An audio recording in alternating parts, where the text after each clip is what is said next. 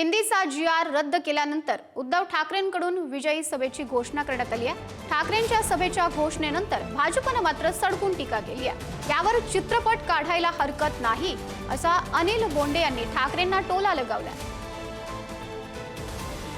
माझा मराठी माणसाला आग्रह आहे की एखादं संकट येईपर्यंत आपण एक होण्याची वाट कशाला बघायची। एक संकट जे येऊ घातलं होतं उंबरठ्यावरती होतं, आपण नुसतं एकवटतोय हे बघितल्यानंतर या संकटाला माघारी जावं लागलं। म्हणून ही जी काय आता जाग आलेली आहे ही जाग आपल्याला कायम ठेवावी लागेल।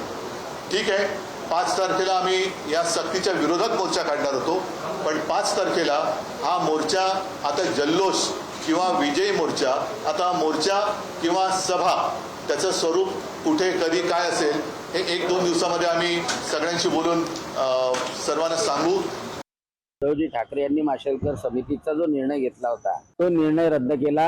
यासाठी उद्धव ठाकरे यांनी देवेंद्रजी फडणवीसांचा निश्चितच सत्कारच करायला पाहिजे। आता पक्षवाढीसाठी पक्षाचं अस्तित्व टिकवण्यासाठी विजयी सभा वगैरे त्यांना घ्यावीच लागणार। स्वतःचा वाप झाकण्यासाठी खटाटोप करावी लागते, यावर चित्रपट काढायला काय हरकत।